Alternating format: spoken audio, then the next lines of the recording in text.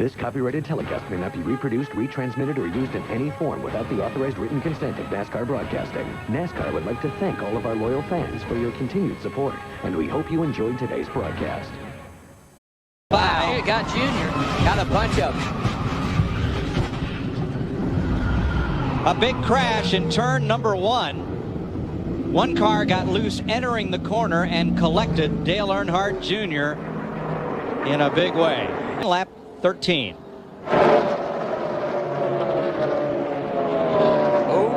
yeah, there was smoke, all right. That was a hard lick. It really was, and boy, Junior just tried to move up a little too quickly and caught the back of Vickers' car. Not sure what he was thinking. All the drivers have climbed out on ROK. There was just nowhere for Ricky Rudd to go in a 21 car.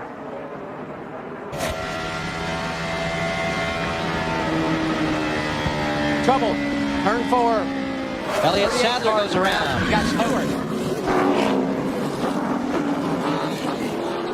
Damage getting into the back of Sadler as everybody scatters. Let's see what happened here.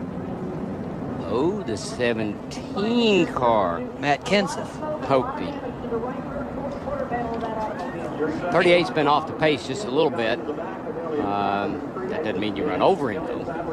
And he was up at the front of the pack, so you see all the cars coming toward him. There's where Carl Edwards got his damage on the left front. Yeah, actually, Tony did a good job of keeping from getting into the 38 car. What? Ryan Newman leading on lap 85, and moments ago, our fourth caution. Let's rejoin Mike for the latest on that. Mike?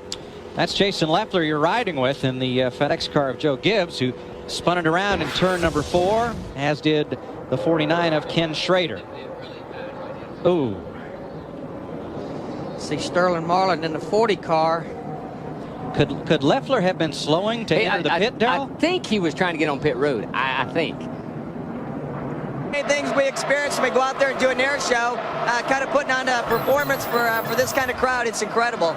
And you're a longtime race fan from Iowa. I love it. I love it, man. Just the NASCAR, the people, the excitement, the race. It's great. Huge fan. Thanks, Mike. Thank you. Casey Kane has crashed, and that will put us under caution at lap 100.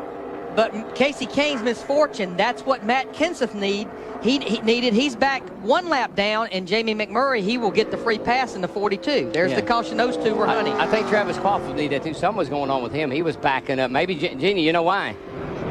Well, guys, you watch the 77 of Travis Quaffle start to slow down a little bit, and really what happened was he got some trash on the grill, quite possibly the same trash that's causing the slowdown and maybe contributed to some of the trouble we're seeing out on the track. They were worried about some temperatures. And the other concern for the 77, he lost his initial radio. He's gone to his backup radio, so they said a crew member running to the garage to get another one to sit here just in case. Hopefully they don't have to make a radio change. I go back to Chris Myers and Jeff Hammond in the pre-race show. Now, Mike, he got off at 2 over there while ago and just lost a bunch of speed, and he's been getting slower and slower. And I think he may have been experiencing some sort of maybe a tire problem.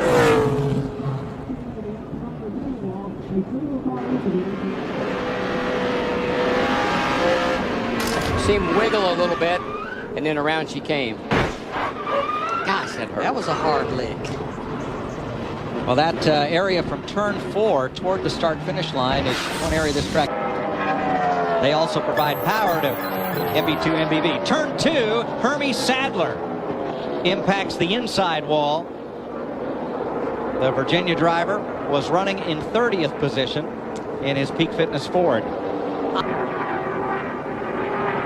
Just gets up high down there in the middle of 1 and 2. Thing comes around on him and then heads down and hits the inside retaining wall.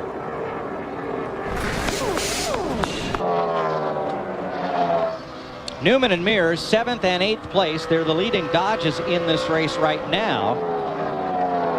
14 seconds off the lead, and running side by side, they may well fall into the hands of Matt Kenseth. And actually, you know, Mears has done a pretty darn good job. We haven't talked much about him all day, but the old Energizer Bunny there just keeps ticking along.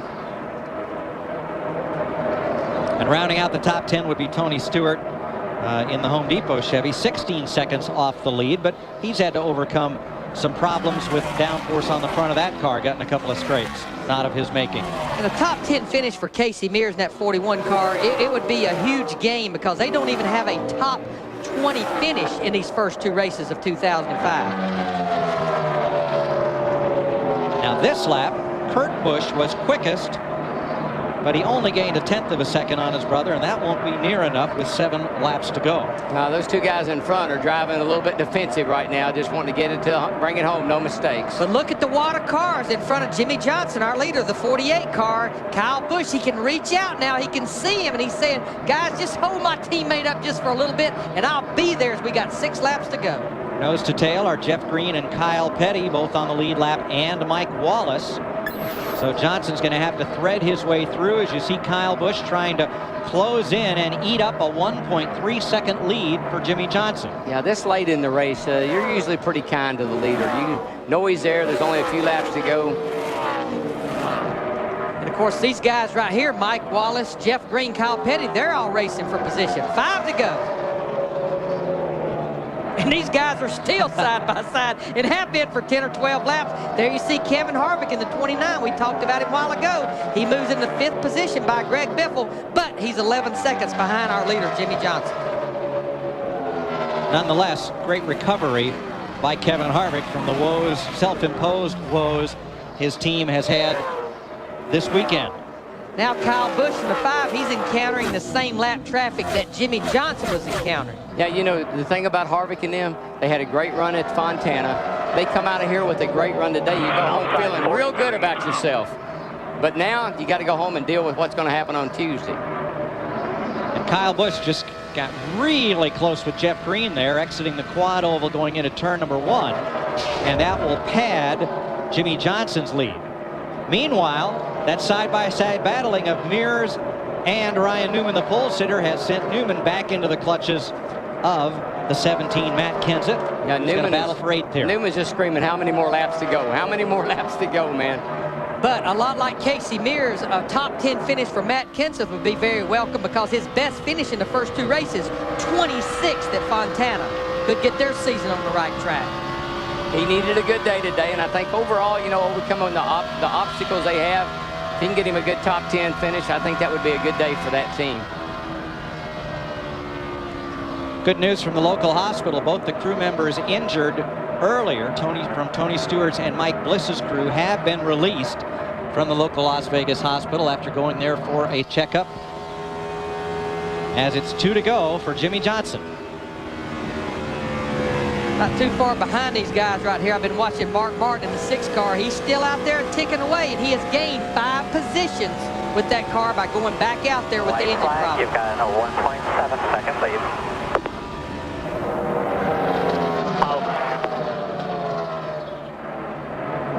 Jimmy Johnson has had 8 straight finishes of 6th or better, including 4 wins in 2 seconds. This would make it 9, and he's 1 lap away. Pretty smooth ride. Done a good job all day long. Got himself out front. Where that car had such a huge advantage is on new tires. It was really bad fast for a number of laps on new tires. He has clean racetrack now. Half a lap to go, halfway down the backstretch. So the House of Roush. Absolutely rock. I love my job. I love my team. And boy, let's see a victory lane. The House of Roush becomes a teardown for Hotel Hendrick. Jimmy Johnson brings the Lowe's Chevrolet to the checkered flag. 5 wins in 2 seconds in the last 9 races for Johnson. Yeah, Mike, 3 Hendrick cars in the top. Turn 2, a crash on the final lap. Jeremy Mayfield, I'm not sure what happened. And so now the rest of this field will freeze as the caution waves for Mayfield's crash on the final lap. And as exciting as Johnson's win is, how about hometown teenager Kyle Busch, who gave a safe driving clinic to high school students just 4 years younger than him this weekend. And here he is finishing 2nd in his hometown. And he ran a limited schedule last year, but his first Nextel Cup start here was 1 year ago in Las Vegas, where he crashed on lap 12. Little different. What a difference a year makes. Big brother, the Nextel champ Kurt Busch, comes home 3rd, with Jeff Gordon 4th and Kevin Harvick a hard-fought 5th. Greg Biffle, Casey Mears, Matt Kenseth, Tony Stewart, Ryan Newman, the top 10. I think we'll see a little celebrating here. Kilt the motor. Can't get it started. This copyrighted telecast may not be reproduced, retransmitted, or used in any form without the authorized written consent of NASCAR Broadcasting. NASCAR would like to thank all of our loyal fans for your continued support, and we hope you enjoyed today's broadcast. This has been a presentation of Fox Sports.